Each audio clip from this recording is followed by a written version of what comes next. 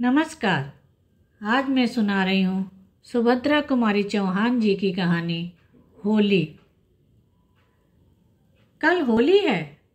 होगी। क्या तुम न मनाओगी? नहीं। नहीं ना। क्यों? क्या बताऊँ क्यों? आखिर कुछ सुनो भी तो। सुनकर क्या करोगे? जो करते बनेगा। तुमसे कुछ भी ना बनेगा। तो भी क्या कहूँ? क्या तुम नहीं जानते? होली या कोई भी त्योहार वही मनाता है जो सुखी है। जिसके जीवन में किसी प्रकार का सुख नहीं, वह त्योहार भला किस बिरते पर मनावे? तो क्या तुमसे होली खेलने ना आऊं? क्या करोगे आकर? सकरुण दृष्टि से करुणा की ओर देखते हुए नरेश साइकिल उठाकर चल दिया। करुणा अपने घर के कामकाज में लग गई। नरेश के जाने के आधे घंटे बाद ही करुणा के पति जगत प्रसाद ने घर में प्रवेश किया। उनकी आंखें लाल थी, मुंह से तेज शराब की बू आ रही थी। जलती हुई सिगरेट को एक ओर फेंकते हुए वे कुर्सी खींचकर बैठ गए। भयभीत हिरनी की तरह पति की ओर देखते हुए करुणा ने पूछा, 2 दिन तक घर नहीं आए? क्या कुछ तबीयत खराब थी? यदि न आया करो तो खबर तो भिजवा दिया करो। मैं प्रतीक्षा में ही बैठी रहती हूँ। उन्होंने करुणा की बातों पर कुछ भी ध्यान न दिया। जेब से रुपए निकालकर मेज पर ढेर लगाते हुए बोले, पंडितानी जी की तरह रोज ही सीख दिया करती हो कि जुआ न खेलो, शराब न पियो, यह न करो, वह न करो। यदि मैं जुआ न खेलता तो आज मुझे इतने रुपए इकट्ठे कहाँ से मिल जाते?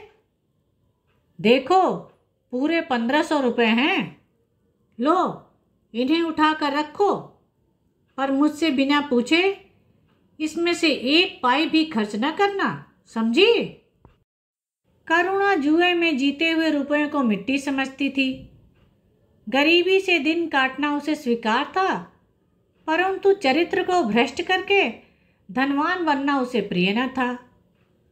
वह जगत प्रसाद से बहुत डरती थी, इसलिए अपने स्वतंत्र विचार वह कभी भी प्रकट न कर सकती थी। उसे इसका अनुमान कई बार हो चुका था। अपने स्वतंत्र विचार प्रकट करने के लिए उसे कितना अपमान, कितनी लांछना और कितना तिरस्कार सहना पड़ा था।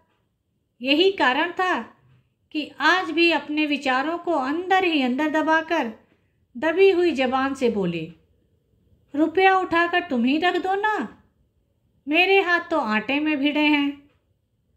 करुणा की इस इनकारी से जगत प्रसाद क्रोध से तिलमिला उठे और कड़ी आवाज से पूछा, क्या कहा? करुणा कुछ न बोली, नीची नजर किए हुए आटा सानती रही। इस चुप्पी से जगत प्रसाद का पारा 110 डिग्री पर पहुंच गया। क्रोध के आवेश में रुपए उठाकर उन्होंने फिर जेब में रख लिए।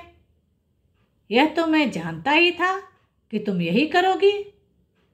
मैं तो समझा था इन 2-3 दिनों में तुम्हारा दिमाग ठिकाने पर आ गया होगा, ऊट पटांग बातें भूल गई होगी और कुछ अकल आ गई होगी, परंतु सोचना व्यर्थ था। तुम्हें अपनी विद्वता का घमंड है तो मुझे भी कुछ है। लो, जाता हूँ, अब सुख से रहना। कहते कहते जगत प्रसाद कमरे से बाहर निकलने लगे।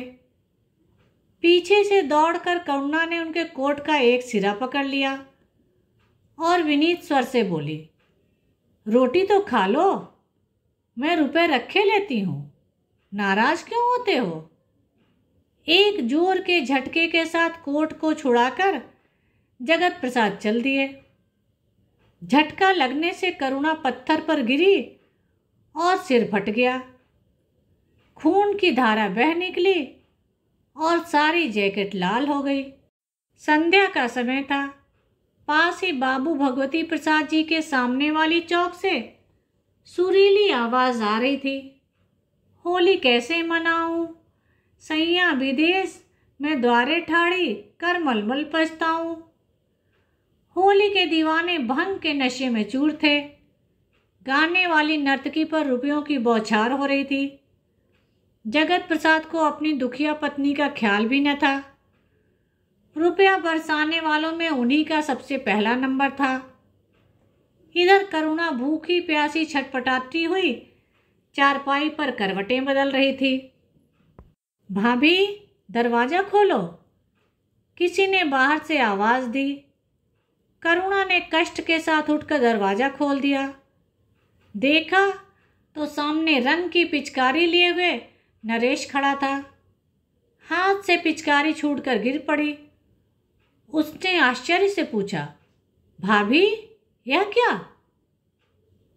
करुणा की आंखें छलछला आई। उसने रुधे हुए कंठ से कहा, यही तो मेरी होली है भैया।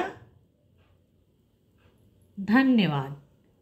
मेरे चैनल को लाइक करें, शेयर करें और सब्सक्राइब करें, जिससे सभी कहानियाँ आपको समय पर मिल जाएं।